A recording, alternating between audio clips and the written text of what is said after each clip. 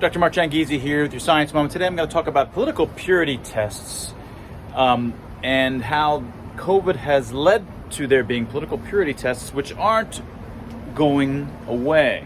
So, starting around March, April of 2021, censorship on social media, big tech social media, quadrupled down, and we know that the Biden administration announced that we're at that point in April of 2021, announced to everybody that, hey, we're working with social media to make sure that they're censoring misinformation, anti-narrative messages.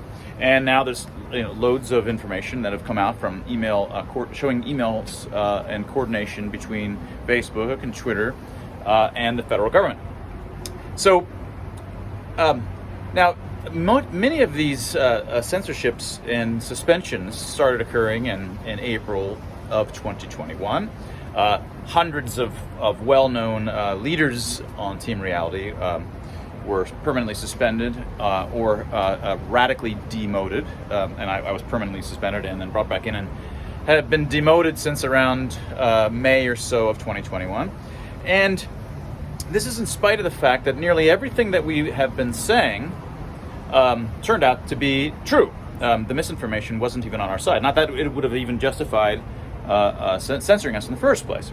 But it turns out that the things that you put over your face don't, in fact, lower transmission.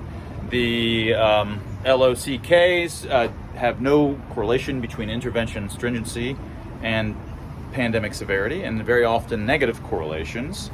The shutdowns, the VAX did not slow transmission, and for many age brackets has negative all-cause mortality, and also led whole populations and whole governments to be prejudiced towards the unvaccinated, treat them as unclean, led to their firing and banishment, very deep and dangerous kinds of treatment of outgroups.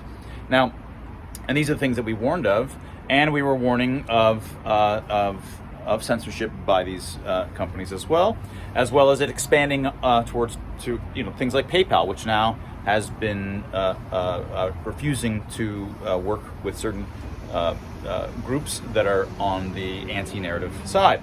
Now it's been, again, a year or so since the entire points that they were making, that they were claiming that we were misinformation, are in fact wrong. The side of the misinformation was the other side.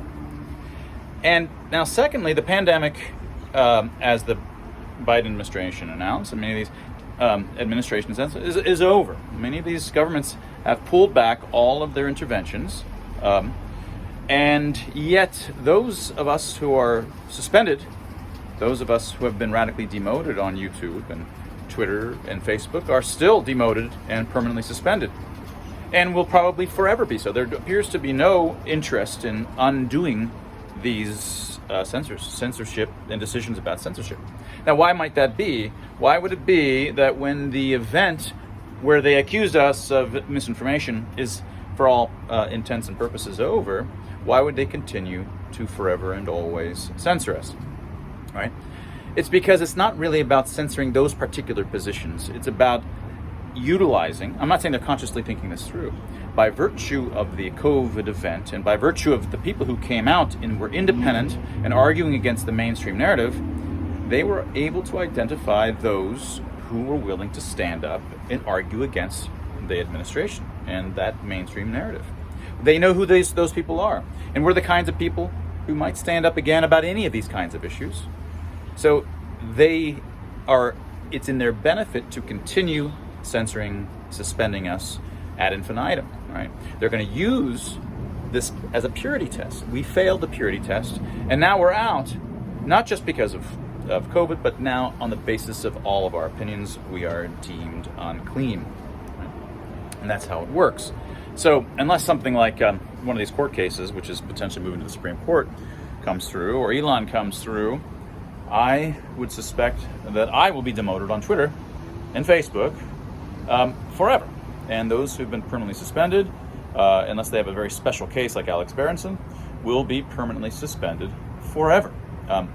We have been cordoned off, those who are in it, into a sort of a quarantined, unclean misinformation group of undesirables, and that won't go away. And that's the nature of how political purity tests work. We failed, and we will forever be unclean. And that was your science moment.